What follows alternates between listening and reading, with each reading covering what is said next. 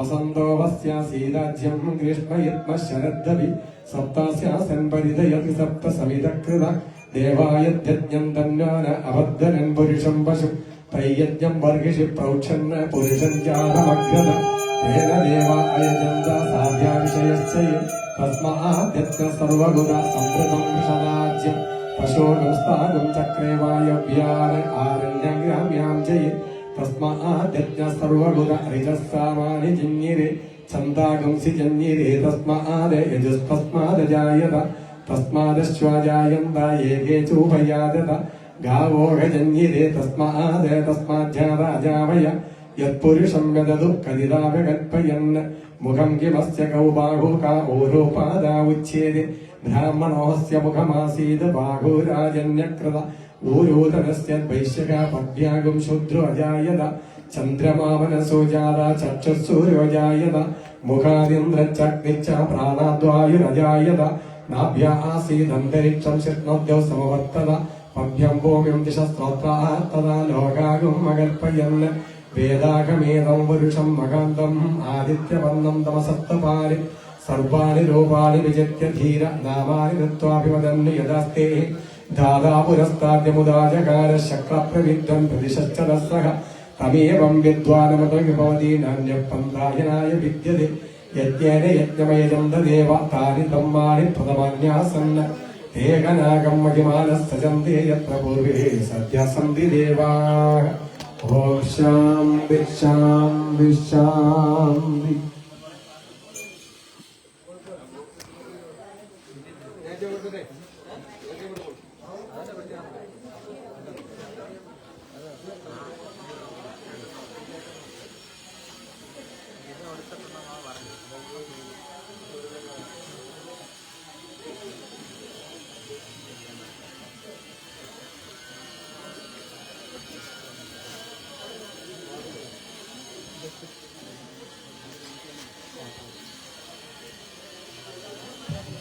സുഹൃത്തുക്കളായ സജ്ജനങ്ങളെ,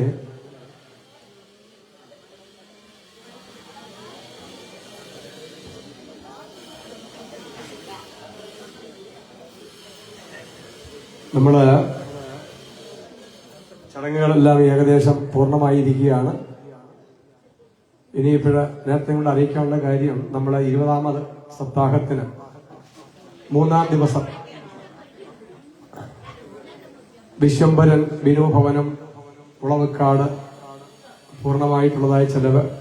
5-ാം ദിവസം സുന്ദരേശൻ, അംബിക, സായികൃഷ്ണ സുന്ദർ, ഐശ്വര്യ, സന്ദീപ്, തേജസ് വില്ല, അടൂര്. 6-ാം ദിവസം വിക്രമൻ, ജയശ്രീ വിക്രം, അഖിൽ വിക്രം, അവിത് വിക്രം, റിച്ചി യമത്ത്, നിവിൻ അവിത്ത്, പ്ലാവിലക്കിഴക്ക്, കാവുമ്പോട്ട് ഇവരേറ്റിട്ടുണ്ട്. അതുകൂടാതെ കണ്ട് പൂജയുടേത് രജു, ശോഭാലയം, സുധി, സുജയ്, സുരേഷ് ഭവനം, കാവുമ്പാട്, ശ്യാം, രോഹിണി, ശരത് ഭവനം ഇവര് ഷെയർ ചെയ്യുന്നവരാണ്. അതുപോലെ അന്നദാനത്തിന് ഷെയർ ചെയ്യുന്നവര് 2-ാം ദിവസത്തേത് കലാഭായി, ഗോകുലം ഉളവക്കാട്, രവീന്ദ്രൻ പിള്ള, ഗോവിന്ദം ഉളവക്കാട് ഇവരിത്രയും ഷെയർ ചെയ്യുന്നുണ്ട്. ബാക്കി ഇനിയും ആർക്കെങ്കിലുമൊക്കെ കൊടുക്കാനുള്ളവരെല്ലാം കൊടുക്കണം എന്ന് പ്രത്യേകം അറിയിക്കുകയാണ്. അതുപോലെ ക്ഷേത്രത്തില് അങ്കി ചാർത്തിയുള്ള പൂജ, പൂർണ്ണാങ്കി ചാർത്തിയുള്ള പൂജ എല്ലാ നാളിലും നടത്തുന്നുണ്ട്. അപ്പൊ അതിനകത്ത് ഇനിയും പേര് കൊടുക്കാനുള്ള ആൾക്കാർ എത്രയും പെട്ടെന്ന് അവരുടെ എല്ലാം പേര് വിവരം കൊടുക്കണം എന്ന് അറിയിക്കുകയാണ്. ഇനിയും ഈ ചടങ്ങിന്റെ എല്ലാം ഒരു ഫോർമൽ എന്ന് പറയുന്നത് എല്ലാവർക്കും ഒരു നന്ദി പ്രകാശനം ചെയ്യുക എന്നുള്ളതാണ്. എന്നെ സംബന്ധിച്ചിടത്തോളം എനിക്കാണെന്നുണ്ടെങ്കിൽ ആകെപ്പാട് എന്റെ നന്ദി മുഴുവനും ഭഗവതിയിലാണ്. കാരണം എന്ന് പറഞ്ഞു കഴിഞ്ഞാൽ ഭഗവതിയുടെ കൃപ കൊണ്ടാണ് ഇത്രയൊക്കെ മംഗളമായിട്ട് നടക്കാൻ പറ്റുന്നത്. ഗുരുക്കന്മാരുടെ ഇല്ലേ, ഭഗവതിയുടെയും ഗുരുക്കന്മാരുടെയും കൃപ കൊണ്ടാണ്. ഇതിന്റെ പിന്നിൽ നിങ്ങളെല്ലാം ഒരുപാട് അധ്വാനിക്കുന്നുണ്ട് എനിക്കറിയാം. കാരണം ഒരു സപ്താഹമോ ഒരു നവാഹമോ ഒരു യജ്ഞം നടത്തണമെന്നുണ്ടെങ്കിൽ മാസങ്ങളോളമുള്ള അധ്വാനമാണ്. ഇനി 7 ദിവസം രാപകല് ഇവിടെ കിടന്ന് അധ്വാനിച്ചിട്ട് ഇതിനെ കണക്ക് തീർത്ത് എല്ലാം ബോധ്യപ്പെടുത്തി കഴിയുമ്പോഴാണ് ഒരു ദീർഘശ്വാസം ഒന്ന് വിടുന്നത്. അതുവരെയും എല്ലാവർക്കും ഭയങ്കര ടെൻഷനാണ്, നമുക്കറിയാം. അപ്പൊ അത് ഞാൻ എന്റെ കണക്കൂട്ടിൽ പറയുകയാണെന്നുണ്ടെങ്കിൽ അത് ചെയ്യാനുള്ള പുണ്യം നിങ്ങൾക്ക് ഭഗവതിയുടെ കൃപയാണ്. കാരണം അതുകൊണ്ട് തീർച്ചയായിട്ടും അതിന്റെ പ്രയോജനം ഉണ്ടാവില്ലേ. അമ്മയുടെ കാര്യത്തിന് വേണ്ടി ചെയ്യുമ്പോൾ അമ്മയുടെ ആ കൃപ, ആ ഒരു കരുണ കടാക്ഷം എപ്പോഴും നിങ്ങളുടെ മുകളിൽ ഉണ്ടാവും. പിന്നെ എവിടെ നിന്ന് പറഞ്ഞാലും എന്തുവാന്ന് പറഞ്ഞാലും ഇത് മംഗളമായിട്ട് നടത്തണമെന്നുണ്ടെങ്കിൽ അതിന് ഭഗവാന്റെയും ഗുരുക്കന്മാരുടെയും കൃപയില്ലാതെ കൊണ്ട് ഒരിക്കലും നടക്കത്തില്ല. നമ്മൾ എത്ര കഷ്ടപ്പെട്ടാലും നടക്കത്തില്ല. അപ്പൊ അതുകൊണ്ട് അമ്മയുടെ ആ ഒരു കൃപയുണ്ട് എന്നുള്ളതിന്റെ പൂർണ്ണമായ ഒരു തെളിവാണ് ഇത്രയും മംഗളമായിട്ട് നിങ്ങൾക്ക് ഇത് ചെയ്യാൻ നമുക്കൊരു വന്നിട്ട് പങ്കുചേരാൻ പറ്റിയത്. അതുകൊണ്ട് ഭഗവാനെ ഇത്രയും മംഗളമായിട്ട് എല്ലാം നടത്തി തന്നതായ ഭഗവാൻമാർക്കും ഭഗവതിക്കും ഇവിടുത്തെ യോഗീശ്വരനും മറ്റു ഉപദേവതമാർക്കും എന്റെ ഗുരുദേവനും ബാക്കിയുള്ളവർക്കും എല്ലാവർക്കും സകല ദേവതകൾക്കും നന്ദി അറിയിക്കുകയാണ്. അവർക്കാണ് ആദ്യമായിട്ട് നന്ദി പറയേണ്ടി വേണ്ടേ. അതിനുശേഷം പിന്നീട് ആരൊക്കെയാണോ ഇതിനകത്ത് വേണ്ടി സഹകരിച്ചത് അവർക്കെല്ലാം നന്ദി അറിയിക്കുകയാണ്. ക്ഷേത്രതന്ത്രി വെട്ടിക്കോട് മേപ്പള്ളി ഇല്ലത്ത് ബ്രഹ്മശ്രീ പരമേശ്വരൻ വിനായകൻ നമ്പൂതിരി, അദ്ദേഹത്തിന്റെ കൃപ, മേൽ ക്ഷേത്രമേശാന്തി ധനഞ്ജയൻ നമ്പൂതിരി, ഗായത്രി മഠം പണിയിൽ നമ്മളോട് ചേർന്ന് നിന്നുകൊണ്ട് എല്ലാ കാര്യങ്ങളും ചെയ്ത അദ്ദേഹത്തിന് യജ്ഞശാല നന്ദി അറിയിക്കുകയാണ്. പിന്നെ യജ്ഞഹോതാവ് ശ്രീ അമൽകൃഷ്ണ കൊടജാതി സുപരിചിതനാണ്. ഇളമ്പൽ പ്രമോദൻ, നാരങ്ങാന ഗോപകുമാർ, കാഞ്ഞൂർ ലാല്, രാധാകൃഷ്ണൻ പള്ളി, കുളക്കള ഇവരെല്ലാം നിങ്ങൾക്ക് സുപരിചിതരാണ്. അവർക്കെല്ലാം യജ്ഞശാലയുടേതായ നന്ദി അറിയിക്കുകയാണ്. പിന്നെ അതുകൂടാതെ കണ്ട് ക്ഷത്രപ്രധാൻ ഇവിടെ നമ്മളോടൊപ്പം നിന്നപ്പോഴും നമുക്ക് എല്ലാ കാര്യങ്ങളും ചെയ്തു തന്ന ശിവൻകുട്ടി, അതുപോലെ നമ്മളെ സഹായിച്ചതായ ശശി, അതുപോലെ ഗോപിനാഥൻ പിള്ള, അദ്ദേഹത്തിന് നമ്മുടെ നന്ദി അറിയിക്കുകയാണ്.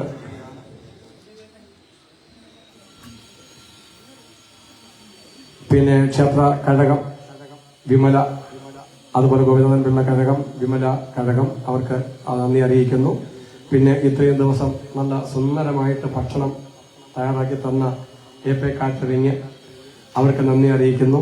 അതിനോടൊപ്പം ഇത്രയും ദിവസം ഞങ്ങൾക്ക് കൂടെ നിന്നുകൊണ്ട് നല്ല നല്ല വിഭവങ്ങളൊക്കെ ഉണ്ടാക്കിയിട്ട് തന്ന ബിന്ദു ചേച്ചിക്കും സുപ്രിയ ചേച്ചിക്കും നന്ദി അറിയിക്കുന്നു. ബിന്ദു ചേച്ചിക്ക് പ്രത്യേകിച്ചൊരു നന്ദി. ഓരോ ദിവസം വന്ന് ചോദിക്കും, ഇന്ന് പയർ മെഴുക്കൊത്തെ ആയാലോ, ഇന്ന് വെണ്ടക്ക മെഴുക്കൊത്തെ ആയാലോ, ഇങ്ങനെ ചോദിച്ച് വളരെ സന്തോഷത്തോടു കൂടി അത് ഉണ്ടാക്കിക്കൊണ്ട് തന്ന് വിളമ്പി തന്ന രണ്ടുപേർക്കും ഒരുപാട് നന്ദി അറിയിക്കുന്നു കേട്ടോ. പിന്നെ അതുപോലെ പന്തല്, സുരവി, അതുപോലെ മൈക്ക് സെറ്റ്, ഒരു യജ്ഞത്തിന്റെ വിജയത്തിൽ പൂർണ്ണമാണ് ഈ മൈക്ക് സെറ്റ്. മൈക്ക് സെറ്റ് ശരിയല്ലെന്നുണ്ടെങ്കിൽ യജ്ഞം ഒരിക്കലും വിജയിക്കത്തില്ല. എപ്പോഴും എവിടെ പോയി കഴിഞ്ഞാലും മൈക്ക് സെറ്റുകാരുമായിട്ട് വഴക്ക് കൂടാനേ സമയം കാണത്തില്ല. അത് കൂട്ട, ഇത് കൂട്ട, അങ്ങോട്ട് കൂട്ട, ഇങ്ങോട്ട് കൂട്ട, പിന്നെ കടന്നുകൊണ്ട് കൂക്കുവിളി എല്ലാമൊക്കെ ആവും. പക്ഷെ ഇവിടെ അതിന്റെ ഒന്നും ആവശ്യം വന്നില്ല. ഒറ്റ സെറ്റിങ്ങിനകത്ത് കാര്യങ്ങൾ ഭംഗിയായിട്ടാണ്. നല്ല സെറ്റാണ്. അത് കൈകാര്യം ചെയ്യുന്ന ആൾക്കാർക്ക് അറിയാവുന്നവരുമാണ്. അപ്പം അതുകൊണ്ട് അത് വളരെ മംഗളമായിട്ടത് യാതൊരു പരാതിയും നമുക്ക് അവരോട് പറയേണ്ടി വന്നിട്ടേ ഇല്ല. നമ്മൾ അവരോടൊന്നും നിങ്ങൾ കൂട്ടാൻ കുറയ്ക്കുന്ന പറയേണ്ട ഒരു ആവശ്യം നമുക്ക് ഉണ്ടായിട്ടില്ല. അവർ കൃത്യമായിട്ട് ചെയ്യേണ്ടതെല്ലാം അവർ തന്നെ ചെയ്തു. അപ്പം അതിന് അവരോട് അവരോട് നന്ദി നമ്മൾ അറിയിക്കുകയാണ്. ടെക്നീഷ്യന്മാരോടും എല്ലാം ഉള്ള നന്ദി നമ്മൾ പ്രത്യേകം അത് അറിയിക്കുകയാണ്. പിന്നീട് ഇതിനു വേണ്ടി ഇവിടുത്തെ മാതൃസമിതി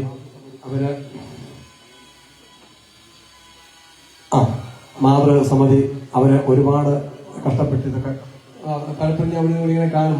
ചാട്ടം മഴയെ നനഞ്ഞുകൊണ്ടിരുന്നുകൊണ്ട് അവിടെ നിന്ന് പാത്രം കഴിയുന്നു. ആരാ ഇത്ര ഇതിങ്ങനെ അതിന്റെ ആവശ്യം എന്തുവാ? പക്ഷെ അതൊരു സേവ, ഭഗവതിക്ക് വേണ്ടി ചെയ്യുന്നൊരു സേവയല്ലേ. ഞാൻ ഈ ചേച്ചി ചോദിക്കുകയും ചെയ്തു, ഈ തുണിയൊക്കെ കൊടുത്തോണ്ട് വേണ്ടി പാത്രം കഴിക്കുന്നതെല്ലാം അത്രയും പോത്തിന് വിളിക്കുകയും ചെയ്തു. അപ്പൊ എന്നാലും ആ ഒരു മനസ്സ് അത്രയും കാര്യമായിട്ട് ആ അരിയാനും വിളിക്കാനും എല്ലാവരും പാത്രം കഴുകാനും എല്ലാത്തിനും ആയിട്ട് സഹകരിച്ച മാതൃസമിതിയെ ഒരുപാട് അഭിനന്ദിക്കുകയാണ്. എല്ലാവർക്കും ഭഗവതിയുടെ കൃപ ഉണ്ടാകട്ടെ എന്നറിയിക്കുന്നു. പിന്നെ നമ്മുടെ ഇദ്ദേഹം ഇതെല്ലാം നാട്ടുകാരിലേക്ക് എത്തിച്ചതായ അദ്ദേഹത്തിന് നന്ദി, ഒരുപാട് നന്ദി. കാരണം ഈ ഫേസ്ബുക്കിലും ഒക്കെ അദ്ദേഹം എടുത്തിട്ടതിനൊക്കെ ഒരുപാട് റിപ്ലൈസ് ആണ് കിട്ടുന്നത്. നമുക്ക് ഒരുപാട് കമന്റ് കിട്ടുന്നുണ്ട്. അപ്പം ഒത്തിരി പേരത് കാണുന്നു, ഒരുപാട് പേര് അഭിപ്രായം പറയുന്നതൊക്കെ നമുക്കൊരു ഭയങ്കര സന്തോഷമാണ്. അതിന് നിമിത്തമായതെല്ലാം അദ്ദേഹത്തിന്റെ ആ ഒരു സേവയാണ്. അതുകൊണ്ട് അദ്ദേഹത്തിന് പ്രത്യേകിച്ച് നന്ദി പറയുകയാണ്. ഇനിയും പിന്നെ കമ്മിറ്റിക്കാർക്ക് ഞാൻ ഒരിക്കലും നന്ദി പറയത്തില്ല. കാരണം ഞാൻ ഒരിടത്ത് പോയിട്ട് നന്ദി പറഞ്ഞ് പേര് പറഞ്ഞു, പിന്നെ അത് വലിയ പരാതിയായി. അത് ആരുടെയൊക്കെ പേര് വിട്ടുപോയില്ലേ. അതുകൊണ്ട് എല്ലാ കമ്മിറ്റിക്കാർക്കും ഒരുമിച്ച് നന്ദി പറയുന്നു, അല്ലാണ്ട് ആരുടെയും പേരെടുത്ത് പറയുന്നില്ല. അതൊക്കെ പലർത്തും നമുക്ക് അനുഭവങ്ങൾ കൊണ്ട് പറയുന്നതാണ്. അപ്പൊ എല്ലാവർക്കും എല്ലാവിധമായ മംഗളങ്ങളും ഉണ്ടാകട്ടെ എന്ന് പ്രാർത്ഥിക്കുകയാണ്. പിന്നെ ഇനിയിപ്പം ഇതിനോട് ബന്ധപ്പെട്ട് അതിനോടൊപ്പം തന്നെ ഇത്രയും മംഗളമാക്കി തന്ന എന്റെ ഗുരുദേവന് അദ്ദേഹത്തിന് നന്ദി പ്രത്യേകിച്ച് അറിയിക്കുന്നു. പിന്നെ യജ്ഞത്തിന്റെ ഒരു സന്ദേശം എല്ലായിടത്തും ഇങ്ങനെ പറയുന്നത് ഇത്രയേ ഉള്ളൂ. നോക്കെ നമ്മൾ എന്തൊക്കെയാണെന്ന് പറഞ്ഞു കഴിഞ്ഞാലും, നമുക്ക് ഈ വലിയ വലിയ വേദാന്തങ്ങളൊക്കെ ഇങ്ങനെ പറഞ്ഞു കഴിഞ്ഞാലും, നമുക്ക് നമ്മുടെ കുടുംബത്തിൽ സ്വൈര്യത ഉണ്ടെങ്കിൽ മാത്രമേ നമുക്ക് ഈ വേദാന്തമൊക്കെ ഫലമാകുന്നില്ല. നമ്മളെ സമയത്തോളം നമ്മുടെ കുടുംബം സ്വസ്ഥമായിട്ട് ജീവിക്കുക എന്നുള്ള ഏറ്റവും വലിയ കാര്യം. ബാക്കി വേദാന്തമൊക്കെ ഇങ്ങനെ പറയാം, അതൊക്കെ നമുക്ക് ലക്ഷ്യം മാത്രമാണ്. നമ്മളെ സംബന്ധിച്ചോളം ഇപ്പം നമ്മുടെ നിലവിലുള്ളതായ ജീവിതം നമ്മുടെ കുടുംബ സുരക്ഷിതത്വം അടങ്ങി നിൽക്കുകയാണ് അല്ലേ. അപ്പൊ ഇന്നിപ്പം നമ്മളെ ഏറ്റവും അധികം വേദനിക്കുന്നത് നമ്മുടെ കുട്ടികളുടെ കാര്യത്തെക്കുറിച്ചുള്ള ഉത്കണ്ഠയാണ്. ഇന്ന് ഈ സമൂഹത്തിനകത്ത് ഏറ്റവും അധികം നിൽക്കുന്നത് കുട്ടികളെ കുറിച്ചുള്ള ഉത്കണ്ഠയാണ്. നമ്മുടെ വേദം, ഏറ്റവും പ്രധാനപ്പെട്ട വേദം എന്ന് പറയുന്നത് ഋഗ്വേദമാണ്, ഏറ്റവും പഴയത്. ആ വേദം അവസാനിക്കുന്ന സമയത്ത് നമുക്കൊരു സന്ദേശം തരും. അതിനെ സംവാദ സൂക്തം അല്ലെങ്കിൽ ഐകമത്യ സൂക്തം എന്നാ പറയുക. എല്ലാ ദിവസവും ഞാൻ അതാണ് ആ ദീപാരാധന സമയത്ത് ചൊല്ലുന്നത്.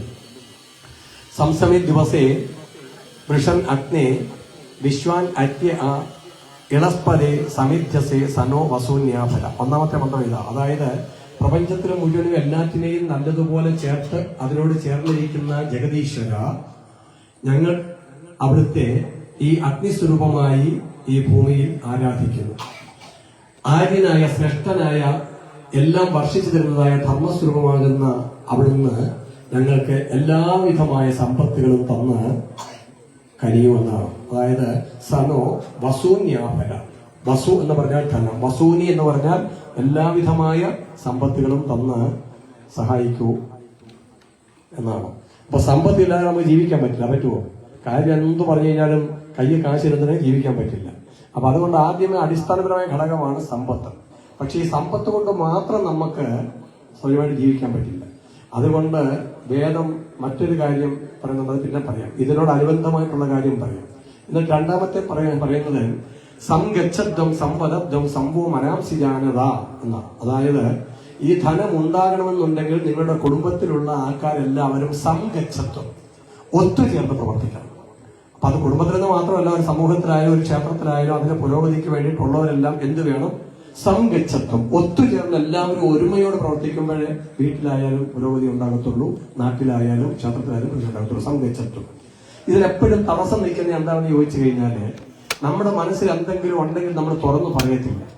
അതിങ്ങനെ വെച്ച് പെരുപ്പിച്ചോണ്ടിരുന്ന അവിടെ പറഞ്ഞ് ഇവിടെ ഇച്ചിരി പറഞ്ഞ് അത് പെരുപ്പിച്ച് കാട്ടിടിയാക്കുന്ന സ്വഭാവം നമുക്കുള്ളത് അല്ലേ? അങ്ങനെയല്ലേ? അതുകൊണ്ട് പറയുകയാണ് സംഗച്ഛത്വം സംവദത്വം. നല്ലത് മാത്രമേ പറയാവൂ. ഇപ്പം ഈ ഒരു ഭാര്യ ഭർത്താവിനെ എടുത്തു കഴിഞ്ഞാല് കുറ്റമില്ലാത്ത ഒരു ഭർത്താവും ഇല്ല. പറഞ്ഞു മനസ്സിലായോ? പക്ഷേ ഭർത്താവിന്റെ കുറ്റം മാത്രം പറഞ്ഞുകൊണ്ടിരിക്കുന്ന ഒരു പെണ്ണുമ്പോഴുള്ള വീട്ടിൽ കുണം പിടിക്കത്തില്ല. അത് വേറൊരു കാര്യമാണ്. സത്യമല്ലേ? അതുപോലെ കുറ്റമില്ലാത്ത ഒരു ഭാര്യയില്ല. സദാസമയം പെണ്ണുപിള്ളയുടെ കുറ്റം മാത്രം പറഞ്ഞുകൊണ്ടിരിക്കുന്ന ഭർത്താവുള്ള വീട്ടിൽ അത് തന്നെ പറഞ്ഞു മനസ്സിലായില്ല. അതുകൊണ്ട് സമ്പദത്വം നല്ലത് പറയും, ഭാര്യയിലും ഉണ്ട് നന്മ ഇല്ലേ, ഭർത്താവിലും ഉണ്ട് നന്മ, അവരിലെ നല്ലതിനെ കുറിച്ച് പറയും. നിങ്ങളുടെ കുട്ടികളിൽ നല്ലതുണ്ട്, ആ നല്ലതിനെ കുറിച്ച് പറയും. എപ്പോഴും അവരെ വഴക്ക് പറഞ്ഞുകൊണ്ടിരിക്കാനേ കണ്ട് അവർ ചെയ്ത നല്ല കാര്യങ്ങൾ, അവരിലുള്ളതായ നന്മ, അതിനെക്കുറിച്ച് അവരെ പോയിട്ട് പറയും. അങ്ങനെ അവർക്കതൊരു പ്രചോദനമാണ്. അതുകൊണ്ട് സമ്പദത്വം, സംഭവം മനാംസി ജാനത, നിങ്ങളുടെ മനസ്സ് പരസ്പരം അറിഞ്ഞതാകണം. ഭാര്യയുടെ മനസ്സെന്താണെന്ന് ഭർത്താവ് അറിയണം, ഭർത്താവിന്റെ മനസ്സ് ഭാര്യ അറിയണം, അച്ഛന്റെ അമ്മയുടെ മനസ്സെന്താണെന്ന് പിള്ളേർ അറിയണം, പിള്ളേരുടെ മനസ്സിൽ എന്താ ഉള്ളത് എന്ന് അച്ഛനും അമ്മയും അറിയണം. അതിനെ നിങ്ങൾ തുറന്ന് നല്ലതുപോലെ സംസാരിച്ചെങ്കിൽ മാത്രമേ അത് സാധ്യമാകത്തുള്ളൂ. അത് പറയുക സംഭവം മനാംസി ജാനത, നിങ്ങളുടെ മനസ്സ് പരസ്പരം അറിഞ്ഞതാകണം കുടുംബം പശ്ചാത്തലം നന്നാകാൻ വേണ്ടിയിട്ട്. അല്ലാതെ എല്ലാം കെട്ടടങ്ങി കഴിയുന്ന പറഞ്ഞാൽ പിന്നെ നിങ്ങൾ സംസാരിക്കാൻ കാര്യമൊന്നുമില്ല, ഉണ്ടോ? ഒന്നുമില്ല. അതുകൊണ്ട് സംഗച്ഛബ്ദം സമ്പദത്വം സംഭവം മനാംസി ജാനത എന്നിട്ട് പറയുകയാണ്, എന്താണ് നിങ്ങൾ ഈ സമ്പത്ത് കൊണ്ട് ചെയ്യുന്നത്? സംഗച്ഛബ്ദം സമ്പദത്വം സംഭവം മനാംസി ജാനതം ദേവാഭാഗി യഥാപൂർവേ സംജാനാനുപാസതേ, പരമാവധി അറിവ് നേടും. ഈ സമ്പത്ത് കൊണ്ട് അറിവ് നേടാൻ, അറിവ് നേടിയിട്ട് എങ്ങനെയായിരുന്നോ നിങ്ങളുടെ പൂർവികരെ അവരെ പോലെ ജ്ഞാനികളായിട്ട് മാറും. അറിവ് കൊണ്ട്, വിദ്യ കൊണ്ട് നിങ്ങൾ പ്രബലരാണ്. അതുകൊണ്ട് ഈ സമ്പത്ത് നിങ്ങൾ വിദ്യ സമ്പാദിക്കാൻ വേണ്ടിയിട്ട് പ്രയോജനപ്പെടുത്തും. പറഞ്ഞു മനസ്സിലായോ? എന്നിട്ട് നിങ്ങളുടെ പൂർവികരെ മാതൃകയാക്കൂ. ഇതാണ്, ഇനി കുറച്ചുകൂടെ ഉണ്ട്. ഇതാണ് നമുക്ക് തരുന്നതായ സന്ദേശം. അപ്പൊ അത് ക്ഷേത്രത്തിന്റെ പുരോഗതിക്കായാലും നാടിന്റെ പുരോഗതിക്കായാലും ഈ പറഞ്ഞ എന്റെ വീട്ടിൽ തന്നെ ഉണ്ടാവും എപ്പോഴെപ്പോഴും ഈശാപോഷ. ഞാൻ പറഞ്ഞുകൊണ്ടിരുന്നത് വലിയ കാര്യമൊന്നുമില്ല, അവിടെ ഉണ്ടാവും ഈശാപോഷ. പക്ഷെ എന്നാലും മനസ്സിനകത്ത് ആ ഈശാപോഷ ഒന്നും ഉണ്ടായി പെട്ടെന്ന് പോകും. പറഞ്ഞു മനസ്സിലായോ? അതല്ലാണ്ട് മുറുക്കി പിടിച്ചൊന്നും നടക്കുന്ന ഒരു വഴിയില്ല. അതുകൊണ്ട് ഇത് ഒരു പ്രധാനമായ ഘടകമാണ്. നമ്മുടെ വീടുകളിൽ അച്ഛനും അമ്മയും മക്കളും തമ്മിലുള്ളതായ സംവാദമില്ലായ്മ, മനസ്സ് തമ്മിലുള്ള സംസാരമില്ലായ്മ, അവരെ ഒരുമിച്ചിരുത്തി അവരുടെ കാര്യങ്ങളെ ചോദിച്ച് മനസ്സിലാക്കുന്ന ഒരു സ്വഭാവമില്ലായ്മ, അത് നമ്മുടെ വീടുകളിലെ ഏറ്റവും വലിയൊരു പോരായ്മയാണ്. അപ്പം അതുകൊണ്ട് അത് മാറ്റി വെച്ചിട്ട് എല്ലാവരും ഒത്തുചേർന്ന് മനസ്സ് പരസ്പരം തുറന്ന് സംസാരിച്ച് കുട്ടികളും ഭാര്യയും ഭർത്താവും എല്ലാമായിട്ട് ഒത്തുചേർന്നിട്ട് കുടുംബത്തിന്റെ ഐശ്വര്യത്തിന് വേണ്ടിയിട്ട് പ്രയത്നിക്കൂ. അത് നാടിന്റെ ഐശ്വര്യമായി മാറും. 10 കുടുംബം രക്ഷപ്പെട്ടാൽ നാട് രക്ഷപ്പെടും, ഇല്ലയോ? അങ്ങനെ കുടുംബങ്ങളുടെ ഐശ്വര്യമാണ് നാടിന്റെ ഐശ്വര്യം. അതുപോലെ ക്ഷേത്രത്തിന്റെയും ഐശ്വര്യത്തിന് വേണ്ടി നിങ്ങൾ ഒത്തുചേർന്ന് പ്രവർത്തിക്കാൻ സാധിക്കട്ടെ എന്ന് പ്രാർത്ഥിക്കുന്നു. ഇതാണ് നമ്മളുടെ ഈ യജ്ഞത്തിന്റെ സന്ദേശം. അതിനുവേണ്ടി ഈ യജ്ഞം ഭഗവാന്റെ പാതാരബിന്ദങ്ങളിൽ സമർപ്പണം ചെയ്യുന്നു. ഹരികം. അപ്പൊ ഇനി ബാക്കി ദക്ഷിണാകാതി കർമ്മങ്ങളൊക്കെയാണ്. ദക്ഷിണാകർമ്മങ്ങൾ കഴിഞ്ഞാൽ നമുക്ക് ഈ പഞ്ചദീപം ക്ഷേത്രദീപത്തിലേക്ക് ഇതിനെ പ്രകടിപ്പിക്കുന്നതോടുകൂടി ഈ വർഷത്തെ കാര്യങ്ങൾ മംഗളമാണ്.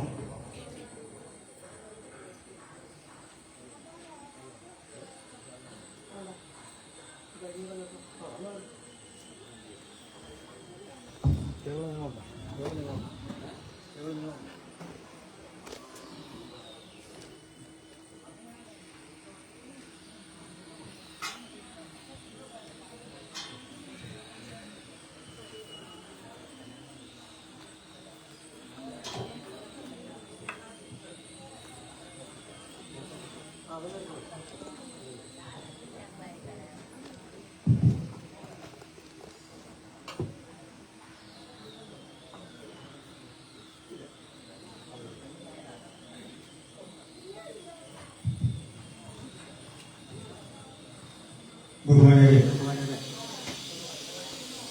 നമ്മുടെ സദ്ദാവ 19ാമത് ശ്രീമദ് ഭാഗവത സദ്ദാവ ഇന്ന് പൂർണ്ണമായിരിക്കുകയാണ്. കഴിഞ്ഞ 18 വർഷവും നമ്മൾ വളരെ ഭംഗിയായ രീതിയിൽ ഭക്തി നിർഭരമായി നമ്മൾ യജ്ഞം നടത്തപ്പെട്ടു. ഈ വർഷവും അതേപോലെ തന്നെ യജ്ഞം പരിപൂർണതയിലെത്തിയിരിക്കുക. ഞാൻ കൂടുതലൊന്നും പറയുന്നില്ല. നമുക്ക് യജ്ഞാചാര്യൻ നമ്മുടെ തൊട്ട് അടുത്തുള്ള അയൽത്തുകാരനാണ്. പക്ഷെ നമുക്ക് അദ്ദേഹത്തെ ഇവിടെ വന്നതിന് ശേഷമാണ് അറിയാൻ പറ്റിയിട്ടുള്ളത്. അതൊരു സത്യാവസ്ഥയാണ്. പക്ഷെ നമ്മൾ ഇവിടെ പോയി കഴിഞ്ഞാൽ 5, 6 അല്ലെങ്കിൽ 7 കിലോമീറ്റർ അതിനപ്പുറം. അപ്പോൾ അദ്ദേഹം ഇവിടെ വന്നതിന് ശേഷമാണ് നമുക്ക് അദ്ദേഹവുമായി പരിചയപ്പെടാൻ കഴിഞ്ഞിട്ടുണ്ട്. പക്ഷെ കഴിഞ്ഞ വർഷം യജ്ഞം നടത്തുന്ന സമയത്ത് അദ്ദേഹം ഒരു ദിവസം ഇവിടെ വന്നിരുന്നു. അപ്പം നമ്മൾ അദ്ദേഹവുമായി പരിചയപ്പെട്ട് അങ്ങനെ നമുക്ക് അദ്ദേഹത്തിന്റെ ഭഗവാന്റെ കാര്യങ്ങൾ വളരെ വ്യക്തമായിട്ട് മുമ്പ് ഉള്ള ആചാര്യന്മാരെക്കാൾ വ്യത്യസ്തമായി വളരെ വ്യക്തമായിട്ട് അർത്ഥവത്തായി അദ്ദേഹം നമ്മളെ പറഞ്ഞ് മനസ്സിലാക്കിയിട്ടുണ്ട്. അപ്പം ഞങ്ങള് ഭരണസമിതി അംഗങ്ങളായാലും ഒരുപക്ഷെ ഈ പ്രഭാഷണം പൂർണ്ണമായിട്ട് കേൾക്കാൻ പറ്റിയിട്ടില്ല. ഇവിടെ ഇന്ന് കേട്ട കുറെ ആളുകളുണ്ട്, വനിതാ പ്രവർത്തകരുണ്ട്. അപ്പൊ അവർക്ക് അത് മനസ്സിലായി കാണും. എങ്കിൽ തന്നെ ഞങ്ങള് ഇത് ഇവിടെ പ്രഭാഷണം നടത്തുമ്പോഴായാലും പാരായണം നടത്തുമ്പോഴായാലും പഠന സമയത്തൊക്കെ ആയാലും നമ്മൾ ശ്രദ്ധിക്കാറുമുണ്ട്. പൂർണ്ണമായിട്ട് ശ്രദ്ധിക്കുന്നില്ല എന്നുള്ളതല്ല, ശ്രദ്ധിക്കാറുണ്ട്. അതാണല്ലോ ഇപ്പൊ എനിക്കിത് പറയാൻ പറ്റിയ സാറിനെ പറ്റിയുള്ള പിന്നെ താല്പര്യവും അതുപോലെ തന്നെ നല്ല രീതിയിൽ പ്രൊഫഷൻ നടത്തിയെ കുറിച്ച് പറയാൻ എനിക്ക് പറ്റുന്നത്. അതുകൊണ്ട് വളരെ ഭംഗിയായ രീതിയിൽ അദ്ദേഹത്തിന്റെ കഴിവ് നമ്മുടെ ഈ യജ്ഞത്തിന് നൽകിയിട്ടുണ്ട്. തുടർന്നും അദ്ദേഹത്തിന്റെ വിലപ്പെട്ട നിർദ്ദേശങ്ങളും അഭിപ്രായങ്ങളും ഉണ്ടാകുമെന്നാണ് പ്രതീക്ഷിക്കുന്നത്. അതുകൊണ്ട് ഞാൻ പ്രത്യേകിച്ച് കൂടുതൽ അദ്ദേഹത്തെ ഒന്നും പറയുന്നില്ല. നിങ്ങൾക്കറിയാം, അദ്ദേഹം മറ്റുള്ള ആചാര്യന്മാരൊന്നും ഇങ്ങനെ നമ്മുടെ ഇടയിലോട്ട് ഇറങ്ങി ഒരു പ്രവർത്തന ശൈലി ഇല്ലായിരുന്നു. 1-2 പേരൊക്കെ ഉള്ളായിരുന്നു. പക്ഷെ ഇപ്പൊ ഈ പ്രാവശ്യം അദ്ദേഹം നമ്മളോട് സഹകരിക്കുകയൊക്കെ ചെയ്തിട്ടുണ്ട്.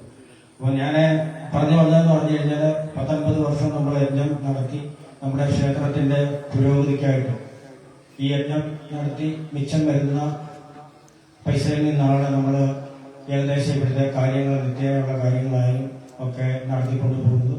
പിന്നെ അതുപോലെ തന്നെ നമ്മുടെ ശാന്തി പടവായാലും അതുപോലൊക്കെയുള്ള അടിയന്തര കാര്യങ്ങളൊക്കെ നമ്മൾ ചെയ്തു തീർക്കാൻ പറ്റിയിട്ടുണ്ട്.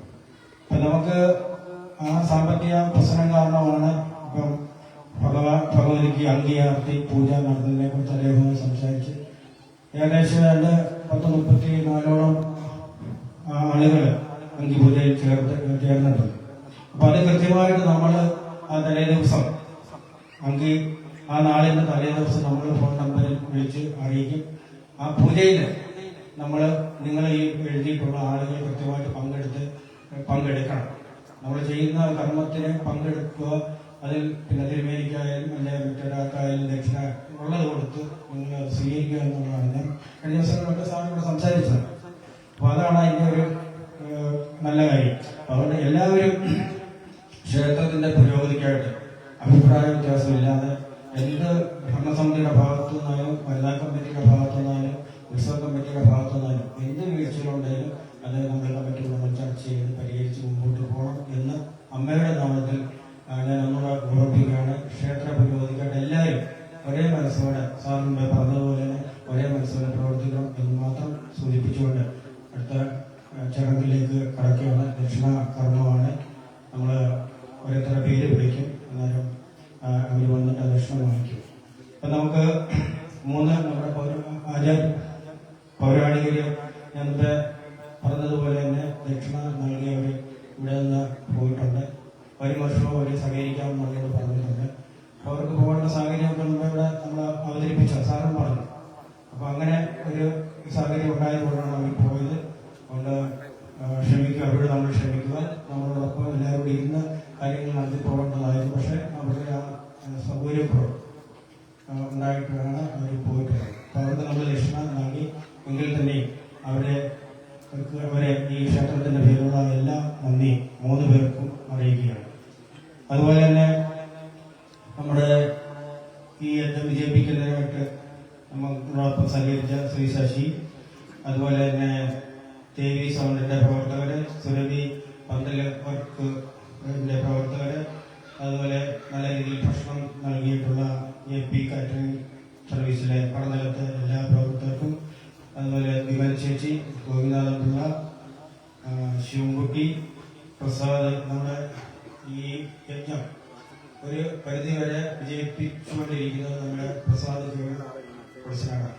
കാരണം സോഷ്യൽ മീഡിയയിൽ കൂടെ ഒരുപാട് ആളുകളാണ് ഈ ഇത് കേട്ടുകൊണ്ടിരിക്കുന്നത്. ഒരുപാട് പേര് ലൈക്ക് ചെയ്യുകയും അതുപോലെ അഭിപ്രായങ്ങളുണ്ട്. സാർ പറഞ്ഞു അഭിപ്രായങ്ങളൊക്കെ പറഞ്ഞിട്ടുണ്ട്. അപ്പം എനിക്ക് തോന്നുന്നത് 1000-കണക്കിന് ആളുകൾ ഇത് ഷെയർ ചെയ്തിട്ടുണ്ട്. അപ്പൊ അങ്ങനെ അദ്ദേഹത്തിനും അതുപോലെ ക്ഷേത്രത്തിലെ തിരുമേനി രഞ്ജൻ തിരുമേനി, അതുപോലെ തന്നെ യജ്ഞബോധമായിട്ടുള്ള അമൽ കൃഷ്ണ കുടജാത്രി, നമ്മുടെ അദ്ദേഹത്തിന്റെ പൂജ കഴിഞ്ഞ ദിവസം നടന്ന മുഖ്യജപമായാലും അതുപോലെ തന്നെ നവഗ്രഹ പൂജയായാലും ഒക്കെ വളരെ ഭംഗിയായ രീതിയിൽ നമ്മളെ കൂടുതൽ ഭക്തിയിലേക്ക് കൊണ്ടുവരത്തക്ക രീതിയിലാണ് അദ്ദേഹത്തിൻ്റെ പൂജാകർമ്മങ്ങൾ വരുന്നത്. അപ്പോൾ അതൊരു വലിയൊരു കഴിവാണ്. അപ്പോൾ അദ്ദേഹത്തിനും അതുപോലെ തന്നെ നമ്മുടെ ആചാര്യൻ കല്ലിങ്കൽ ജഗന്നാഥശ്രീ അദ്ദേഹമാണ്. അദ്ദേഹത്തെക്കുറിച്ച് പറഞ്ഞു. എങ്കിൽ തന്നെ ക്ഷേത്ര ഭരണസമിതിയുടെ പേരിൽ നന്ദി അറിയിക്കേണ്ട ആവശ്യമുണ്ട്. ഇവർക്കെല്ലാം ഒറ്റ വാക്കിൽ നന്ദി അറിയിച്ചുകൊണ്ട് ദക്ഷിണാകരണത്തിലേക്ക് കടത്തുക. ആദ്യമായിട്ട്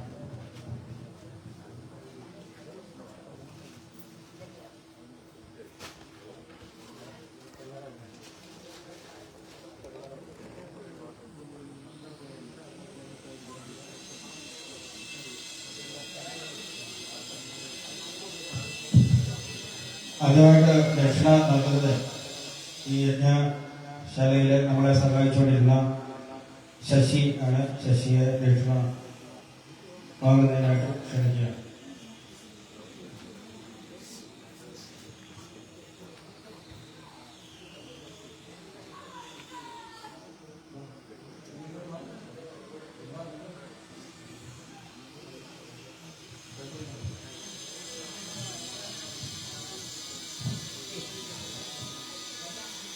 അടുത്തായിട്ട് വളരെ നല്ല രീതിയിൽ ശബ്ദവും വെളിച്ചവും നൽകി നമ്മളെ സഹായിച്ചത് ദേവി സൗണ്ടിന്റെ പ്രവർത്തകരാണ്. അവരെ വേദിയിലേക്ക് ദക്ഷിണ വാങ്ങുന്നതിനായിട്ട് ക്ഷണിക്കുക.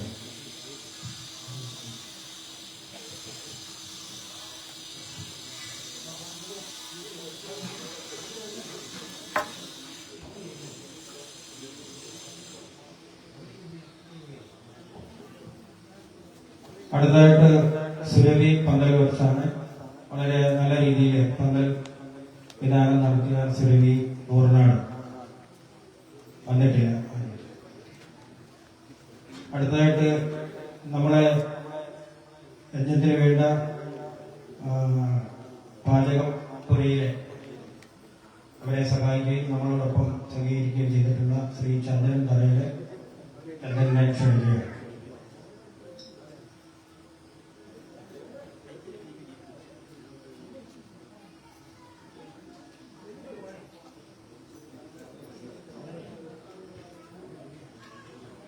ഈ ദക്ഷിണ നൽകുന്നതിന് ക്ഷേത്ര ഭരണസമിതി അംഗങ്ങൾ ഈ യജ്ഞപത്തിലേക്ക് വരണമെന്ന് അറിയിക്കുകയാണ്.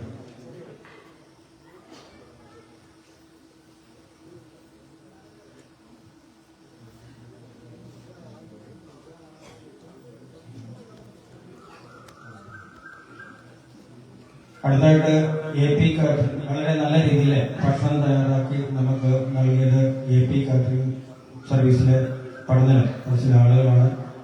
ദക്ഷിണ വാങ്ങുന്നതിനായിട്ട് അദ്ദേഹത്തെ ക്ഷണിക്കുക. അദ്ദേഹത്തിന്റെ മരുമോനാണ്. മരുമോൻ സ്ഥലത്തില്ലാത്തതുകൊണ്ട് അമ്മായി ഇപ്പോൾ വാങ്ങിക്കുക.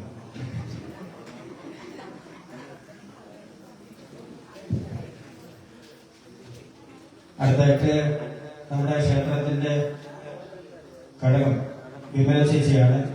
വിമല ചേച്ചിക്ക് ദക്ഷിണ നൽകുന്നതിനായിട്ട് വനിതാ സംഘത്തിന്റെ പ്രസിഡന്റ് സുജാതയെ ക്ഷണിക്കുകയാണ്.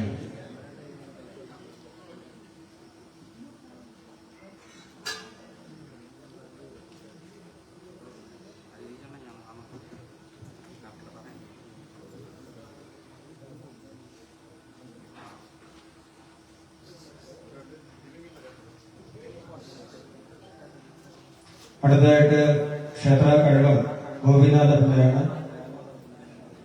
ദക്ഷിണ നൽകുന്നതിനായിട്ട് ക്ഷേത്ര ഭരണസമിതി വൈസ് പ്രസിഡന്റ് സോമനെ ക്ഷണിക്കുന്നു.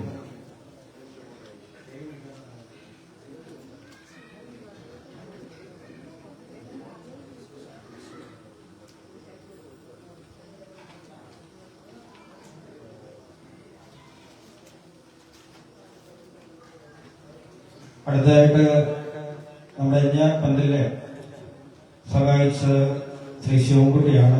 ശ്രീ ശിവൻകുട്ടിയുടെ സേവനം വളരെ വിലപ്പെട്ടതായിരുന്നു. ദക്ഷിണ വാങ്ങുന്നതിനായിട്ട് ക്ഷണിക്കുകയാണ്. അതോടൊപ്പം ദക്ഷിണ നൽകുന്നത് ശശികുമാറിനെ ക്ഷണിക്കുകയാണ്.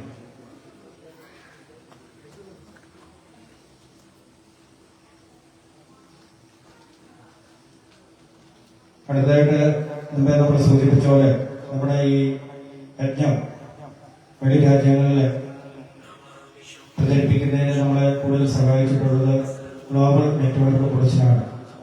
ശ്രീ പ്രസാദിനെ ദക്ഷിണ നൽകുന്നതിന് ക്ഷണിക്കുന്നു. ദക്ഷിണ നൽകുന്നത് ശ്രീ രവീന്ദ്രൻ ദേവി അവരെ ക്ഷണിക്കുക.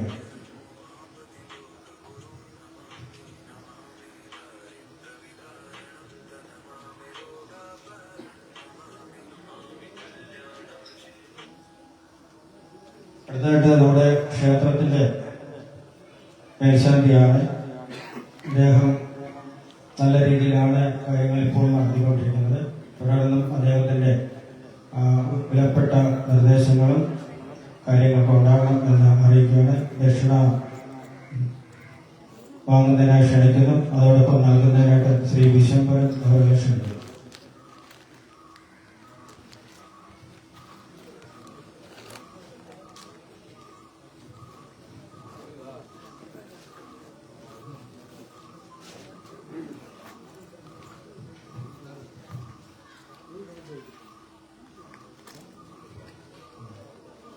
അടുത്തതായിട്ട് നമ്മുടെ യജ്ഞ ഗോതാവ് അമൽ കൃഷ്ണ പ്രജാപതി അദ്ദേഹമാണ്. അദ്ദേഹം നിങ്ങൾ പറയേണ്ട ആവശ്യമില്ല. നിങ്ങളോടൊപ്പം അതുപോലെ നമ്മളോടൊപ്പം ഡെസ്ക് പിടിക്കുന്നതിനായാലും കസാര വിളക്ക് ഇടുന്നതിനായാലും എല്ലാ കാര്യങ്ങളും ഒരു തിരുമേനിക്ക് ഉപരിയായിട്ട് നമ്മളോടൊപ്പം സഹകരിച്ച ഒരു വ്യക്തിയാണ്. കഴിഞ്ഞ 2 വർഷം നമ്മുടെ ക്ഷേത്രത്തിൽ ഈ യജ്ഞവുമായി ബന്ധപ്പെട്ട് അദ്ദേഹം എത്തിയിരുന്നു. കഴിഞ്ഞ വർഷം നമ്മൾ പ്രമോദിനോട് നിർബന്ധമായിട്ടും പറഞ്ഞ് ഇപ്രാവശ്യം അദ്ദേഹത്തിനെ കൊണ്ടുവന്നേ പറ്റത്തുള്ളൂ. അങ്ങനെയാണ് മറ്റ് പരിപാടികളെല്ലാം മാറ്റിവെച്ചിട്ട് നമുക്ക് അദ്ദേഹത്തിനെ കിട്ടിയത്. വരും വർഷവും അദ്ദേഹത്തിന്റെ സേവനങ്ങൾ ഉണ്ടാകുമെന്നാണ് പ്രതീക്ഷിക്കുന്നത്. അപ്പം ദക്ഷിണ വാങ്ങുന്നതിനായിട്ട് അദ്ദേഹത്തെ ക്ഷണിക്കുന്നു. ദക്ഷിണ നൽകുന്നതിനായിട്ട് ഭരണസമിതിയിൽപ്പെട്ട കൺവീനർ ശ്രീ രാജു, രഘു, ശ്രീകുമാർ എല്ലാവരും കൂടെ വരുക. നമുക്ക് ഒരാൾക്കൂടെ എല്ലാവരും മാത്രമേ ഉള്ളൂ. എല്ലാവരും കൂടെ കൂടി അദ്ദേഹത്തിന് നൽകുക. വനിതാ കമ്മിറ്റിയുടെ സെക്രട്ടറി സുപ്രിയയ്ക്കും വരാം. എല്ലാവരും കൂടി നൽകുക.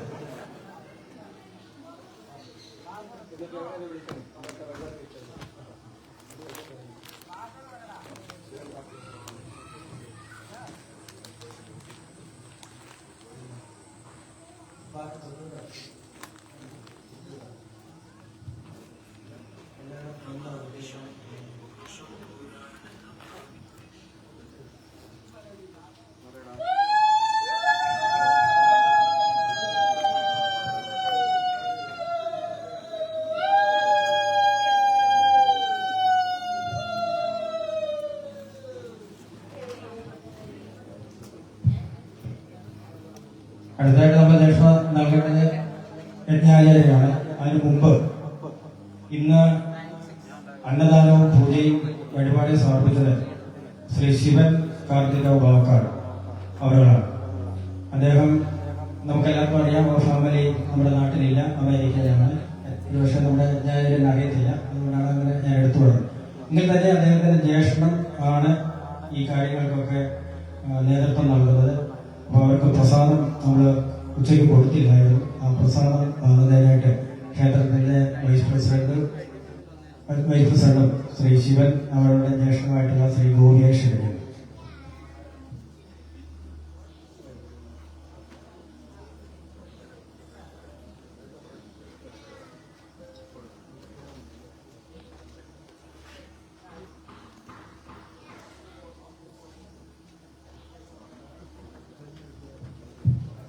അടുത്തായിട്ട് നമ്മുടെ യജ്ഞാചാര്യനാണ് ദക്ഷിണ. ഞാൻ അദ്ദേഹത്തെ കുറിച്ചൊന്നും കൂടുതൽ പറയുന്നില്ല. അദ്ദേഹത്തിന് എന്തെങ്കിലും സംസാരിക്കാനുണ്ട്, സംസാരിച്ചതിന് ശേഷം ദക്ഷിണ കിടക്കാം. നോക്ക്, ഞാൻ ഇത് എന്തെങ്കിലുമൊക്കെ പറയുന്നുണ്ടെങ്കിൽ ഇതൊന്നും എൻ്റെ ഒരു കഴിവല്ല. ഇത് നിങ്ങൾ കണ്ടിട്ടുണ്ടാവും ഈ നമ്മുടെ കൗപീനം മാത്രം എടുത്ത് വലിയ കുടവയറുള്ള ഒരു സ്വാമി ഇങ്ങനെ ഇരിക്കുന്ന ഫോട്ടോ കണ്ടിട്ടുണ്ടാവും അല്ലേ? ഇവിടെ കേരളത്തിൽ അപൂർവമാണെന്നുണ്ടെങ്കിലും ബോംബെയിലും ഒക്കെ ഉണ്ട്. അദ്ദേഹത്തിന്റെ ആശ്രമം എന്ന് പറയുന്നത് ഇവിടെ കോഴിക്കോട്ടാണ്. സത്യസായി ആശ്രമം എന്നായ പേര്. അദ്ദേഹം ഭയങ്കര പ്രധാന ഒരു അവധൂതനാണ്. അദ്ദേഹത്തിന്റെ ശിഷ്യപരമ്പരകൾ ഒരുപാടുണ്ട്. അതിലൊരാളാണ് ഈ നമ്മുടെ പട്നിക്കാവ് സ്വാമി എന്ന് പറയുന്നത്, വിമലാനന്ദ യോഗി എന്ന് പറയും. ആ വിമലാനന്ദ യോഗിയുടെ ഒരു ശിഷ്യനാണ് ജ്ഞാനാനന്ദ യോഗി. ഗവൺമെന്റിലാണ് ആശ്രമം. ഞങ്ങളൊക്കെ ചെറുപ്പം മുതലേ ആശ്രമത്തിലെ അന്തേവാസികളാണ്. അച്ഛനും അമ്മയും ഞങ്ങൾ എല്ലാം അവിടെ തന്നെ പോകും. അവിടെ മിക്കവാറുള്ള കാര്യങ്ങളൊക്കെ എല്ലാത്തിനും നവാഹവും അത് ഇതുമൊക്കെ എപ്പോഴും കാണും. ഇവിടെയൊക്കെ തന്നെ കാണും. അപ്പൊ അദ്ദേഹമാണ് എനിക്ക് മന്ത്രോപദേശം തന്നത്. അത് മന്ത്രോപദേശം തന്ന കാര്യമായിട്ട് നിങ്ങളോട് പറയാൻ സമയമില്ല, എൻ്റെ ഇതില്ല. കാരണം എല്ലാത്തിനും ഒരു ഈശ്വര നിയോഗമുണ്ട് എന്ന് പറയുന്ന മാതിരിയാണ് എനിക്ക് മന്ത്രോപദേശമൊക്കെ കിട്ടിയത്. ഇപ്പൊ ഞാൻ പലപ്പോഴും ഇപ്പോഴാണ് എനിക്ക് അതിന്റെ അതിശയം തോന്നിയത്. കാരണം ഞാൻ ഈ എന്റെ കൊച്ചുനാൾ മുതൽ ഇതൊക്കെ ഭാഗവതമൊക്കെ വായിക്കും. അപ്പൊ വായിക്കുമ്പോഴൊന്നും ഇപ്പൊ എല്ലാവരും വായിക്കുന്നത് ഞാനും വായിക്കും, അത്രയല്ലേ ഉള്ളൂ. അപ്പൊ ഈ ആശ്രമത്തിലെ നവാഹം എല്ലാ നവരാത്രിക്കും നവാഹം നോക്കും. അപ്പൊ ആ നവാഹത്തിന് ഞാൻ കൊച്ചാണെങ്കിലും എന്നെ പിടിച്ച് മുതിർന്നവരുടെ കൂടെ അദ്ദേഹം വായിക്കാനിരിക്കും. അങ്ങനെ വായിക്കാൻ വേണ്ടി ഞാൻ ഇരുന്ന് അവരുടെ കൂടെ പോയി ഇരുന്ന് വായിക്കും. ഇദ്ദേഹം എനിക്ക് നല്ലവണ്ണം പ്രോത്സാഹനമൊക്കെ തരികയൊക്കെ ചെയ്യും. അപ്പൊ അങ്ങനെയാണ് ഒരു പ്രാവശ്യം ഈ ദേവി ഭാഗവത്തിനകത്ത് ഞാൻ ശ്രദ്ധിക്കത്തൊന്നുമല്ല. ഞാനിപ്പോൾ അവിടെ ഈ വായിക്കുന്ന ഭാഗം വരുന്നതിനെ മാത്രം ഞാൻ വായിക്കും. ബാക്കി ഞാൻ അവിടെ വായി നോക്കി നടക്കും. എന്റെ ഓട്ടമല്ല അവിടെ ആര് വരുന്നു, എത്ര പേര് വരുന്നു പോകുന്നു ഒക്കെ എന്റെ ഓട്ടം വെക്കാം, അത്രയേ ഉള്ളൂ. അതിനകത്ത് ഈ ഗുരുവിന്റെ അടുക്കൽ ശിഷ്യന് ഉപദേശം സ്വീകരിക്കാൻ പോകുന്ന ഒരു ഭാഗമുണ്ട്. ആ ഭാഗം വരുന്ന പറഞ്ഞ എന്തെല്ലാം കൊണ്ടുപോകണം, എങ്ങനെ പോകണം, എങ്ങനെ സമീപിക്കണം എന്ന് പറയുന്നൊരു ഭാഗമുണ്ട്. അപ്പൊ ഞാൻ കുറെ ദൂരെ നിൽക്കുന്ന പറഞ്ഞാൽ ഈ ഭാഗം വായിക്കുന്ന കേട്ടപ്പോൾ അറിയാതെ എന്റെ മനസ്സ് ഓട്ടോമാറ്റിക്കലി അങ്ങോട്ട് പോയി. അപ്പൊ ഞാനതെല്ലാം ശ്രദ്ധിച്ച് കേട്ടു. എന്തോ എന്റെ മനസ്സിനെ അങ്ങോട്ട് പിടിച്ചു വലിച്ചു. അതെല്ലാം ശ്രദ്ധിച്ചു കേട്ടു. അതെല്ലാം എന്റെ മനസ്സിൽ പതിക്കും. ഞാൻ അത് കഴിഞ്ഞിട്ട് അന്ന് ആ വർഷം അവിടെ ദക്ഷിണയൊന്നുമില്ല ഇതുപോലെ കേട്ടോ. അപ്പൊ അതെല്ലാം ഫ്രീ ആണ്. അപ്പൊ പോകുന്ന തന്നോട് പറഞ്ഞു, നീ ഇത്രാം തീയതി ഇന്ന വഴിക്കൂടെ വരണം, നിനക്ക് ഒരു കാര്യമുണ്ട്, നീ വാ എന്ന് പറഞ്ഞു. അപ്പൊ ഞാനിങ്ങനെ വീട്ടിൽ ചെന്ന് അച്ഛനോട് പറഞ്ഞു. അച്ഛൻ പറഞ്ഞു, നിനക്ക് മന്ത്രോപദേശം തരാൻ വേണ്ടി വിളിച്ചതാ എന്ന് പറഞ്ഞു. അപ്പോഴാണ് എനിക്ക് ഈ മന്ത്രോപദേശത്തിന് പോകുമ്പോൾ കൊണ്ടുപോകേണ്ട സാധനങ്ങളെ കുറിച്ച് ഓർമ്മ വരുന്നു. അപ്പൊ അന്നേരം ഞാൻ അതെല്ലാം കളക്ട് ചെയ്തു. അതെല്ലാം കളക്ട് ചെയ്തിട്ട് അദ്ദേഹം പറഞ്ഞ ആ സമയത്ത് തന്നെ അവിടെ ചെന്നു. അപ്പൊ ഞാൻ ഇതെല്ലാം അവിടെ മുമ്പിൽ വെച്ചറിനോട് ചോദിച്ചു. അപ്പൊ നീ ശ്രദ്ധിച്ചില്ലേ? നമ്മൾ ശ്രദ്ധിച്ചു. അങ്ങനെ എനിക്കൊരു മന്ത്രോപദേശം തന്നു. എന്റെ ജീവിതത്തിന്റെ വഴിത്തിരിവ് ആ മന്ത്രമാണ്. ഞാൻ എവിടെ പോയി കഴിഞ്ഞാലും ഇന്നുവരെ എനിക്കൊരു പരാജയം എന്ന് പറയുന്നത്, കാര്യം പലതും പറയും, അതൊന്നും നമ്മളെ ബാധിക്കുന്ന പ്രശ്നമല്ല. പക്ഷെ ജീവിതത്തിലൊരു പരാജയം എന്ന് പറയുന്ന ഒരു ഇതില്ല. ജോലിയുടെ മേഖലയിലായാലും പിന്നെ ഇതിനിറങ്ങി ഇതിന്റെ മേഖലയിൽ ആരും അങ്ങനെ വലിയ കുറ്റമൊന്നും പറയാറൊന്നുമില്ല. ജോലി സ്ഥലത്തായാലും വലിയ കുഴപ്പമൊന്നും ഇല്ലാണ്ടൊക്കെ തട്ടുമുട്ടിയൊക്കെ ഇങ്ങനെ പോകുന്ന പാർട്ടിയാണ്. അതിനെല്ലാം സഹായിച്ചത് ഇങ്ങനെ ജപിച്ചുകൊണ്ടാണ് ഞാൻ നടക്കുന്നത്, ഇരിക്കുന്നതല്ല.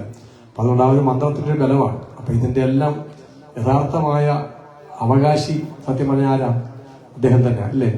അപ്പൊ അതുകൊണ്ട് യജ്ഞം നടത്തുന്നത് അദ്ദേഹം തന്നെയാണ്, ദക്ഷിണ വാങ്ങിക്കുന്നത് അദ്ദേഹം തന്നെയാണ്. അപ്പൊ അദ്ദേഹത്തിന് വേണ്ടിയിട്ട് ഞാനൊരു പ്രതീകമായിട്ട് ദക്ഷിണ വാങ്ങിക്കുന്നത് മാത്രമേ ഉള്ളൂ കേട്ടോ.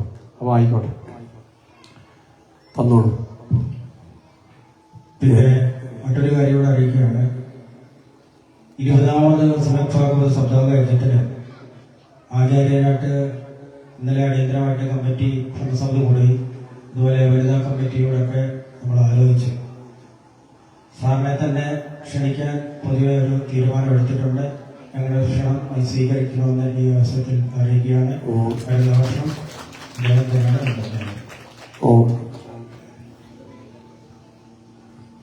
അതുപോലെ യജ്ഞബോധം. അപ്പം ദക്ഷിണ നൽകുകയാണ്. ദക്ഷിണ നൽകുന്നത് ക്ഷേത്ര ഭരണസമിതിയുടെ പ്രസിഡന്റ്, മറ്റ് കമ്മിറ്റിക്കാര് എല്ലാവരും കൂടി യജ്ഞാചാര്യന് ദക്ഷിണ നൽകുകയാണ്. അതിന് യജ്ഞാചാര്യനെ ബഹുമാനപൂർവ്വം ക്ഷണിക്കുക. ഇവിടെ തന്നെ ഇരിക്കുക.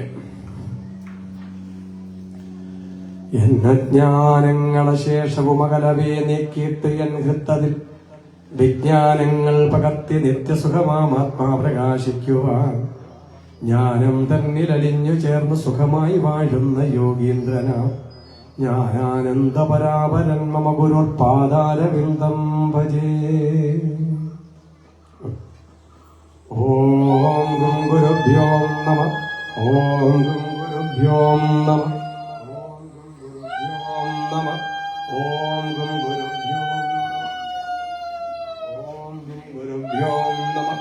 ഓം ഗും ഗുരുഭ്യോ നമഃ.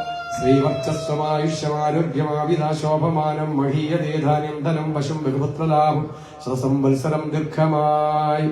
ഓം സ്വസ്തി ഓം സ്വസ്തി ഓം സ്വസ്തി.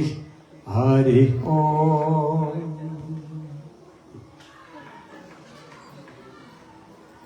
ഇനി നമ്മള് ഈ ഭദ്രദീപം ക്ഷേത്രദീപത്തിലേക്ക് വിലയം പ്രാപിപ്പിക്കുന്നതോടുകൂടി നമ്മുടെ യജ്ഞം പൂർണ്ണമാകും. നമ്മൾ ഈ ദീപം കൊണ്ടുപോകുമ്പോൾ ഇവിടെ യജ്ഞശാലയിലുള്ള എല്ലാ ദീപവും കെടുത്തണം കേട്ടോ. എല്ലാ ദീപങ്ങളും അന്നേരത്ത് കെടുത്തുക. എന്തോ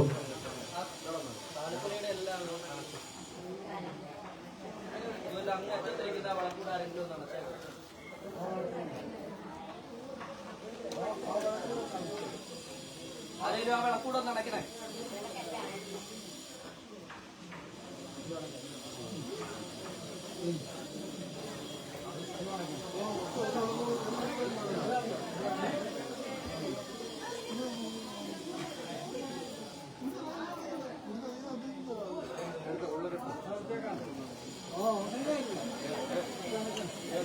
അല്ല അത് എവിടുന്ന് അങ്ങോട്ട് കൊണ്ടുവന്നിട്ട് അതിനോട് കാണിച്ചിട്ടാണ്.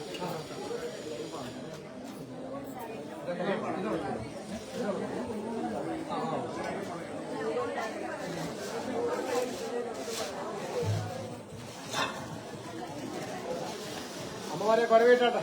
പരവ